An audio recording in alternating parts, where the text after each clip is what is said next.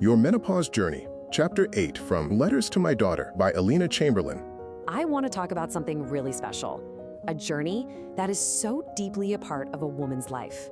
We're going to explore menopause, not as something to fear, but as a beautiful, natural transition that we can learn to navigate with grace and wisdom.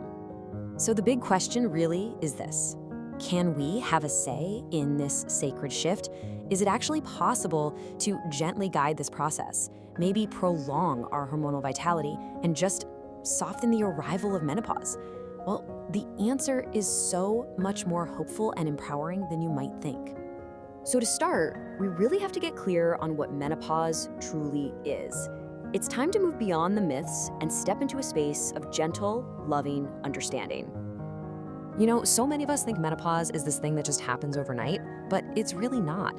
It's a graceful culmination, a slow, gradual unfolding as the ovaries just gently wind down. The official signpost is 12 consecutive months without a period. That's it. And of course, this is so different for every single person. But generally speaking, the average age for this transition to begin is somewhere between 48 and 50. For some, it might be a little earlier, for others, a bit later, but that's the general window. At the very heart of all this is something called our ovarian reserve. I love to think of it as this precious, finite treasure of egg cells that we are gifted right at birth. And menopause happens as this beautiful reserve naturally depletes over the course of our lives. Okay, so this is so important to understand. We can't change the number of eggs we start with. That number is set. But, and this is the beautiful part, we absolutely can influence the health and vitality of our ovaries. We can support our body's ability to use what it has for as long as gracefully possible. That's where our power lies. So that brings us to the really actionable part of our journey. I want you to think of these lifestyle choices not as a to-do list, but as sacred practices, little acts of deep self-love that nurture your inner bloom from the inside out. Think of these as the 5 core pillars, the foundations for creating that beautiful hormonal harmony. We're going to touch on each one, from our body weight and the way we move, to our diet, and even some of the habits we can choose to gently release. Let's talk about your liver and gut for a moment. They're kind of like the body's master alchemists, constantly processing our hormones. When we support them with foods like broccoli, arugula, and other bitter greens, we help them clear out old, used-up estrogen, which is just so crucial for preventing hormonal imbalances. Okay, so let's look at some of the specific nutritional blessings we can give our bodies. Antioxidants, which you find in things like grape skins and vitamin E, help combat something called oxidative stress. You can think of it as a kind of rust on our cells from just living. Phytoestrogens, found in flax seeds, gently mimic our own estrogen, which can offer such beautiful balance. And then you have the true bedrock nutrients for creating hormones: vitamin D, magnesium, and those lovely omega-3s. Finally, inositol is wonderful for helping our insulin sensitivity, which is really key for overall hormonal health. And now for something that can be a little tough to talk about, but it's about releasing things with so much compassion for yourself. It turns out that smoking and excessive alcohol can be particularly taxing on our ovarian health.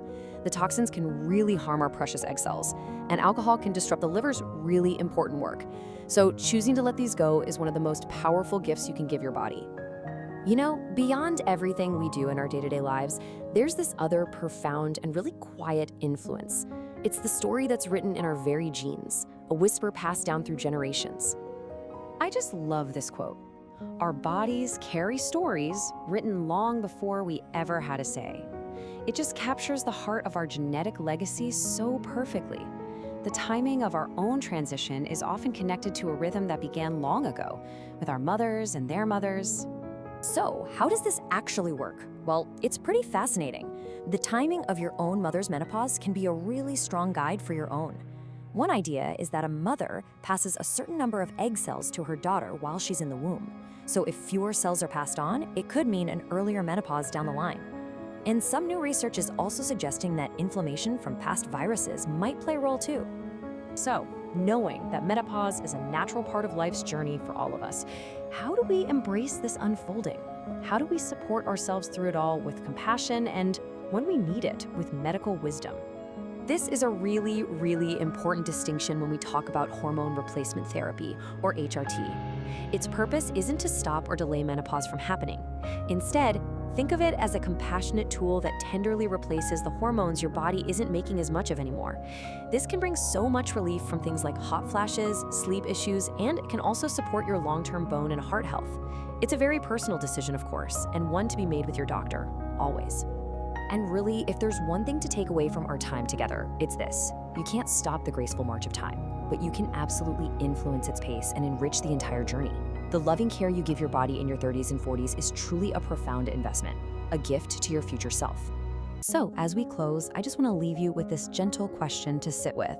Take a moment to reflect on the stories your own body might carry. What beautiful wisdom about this transition flows through your own lineage?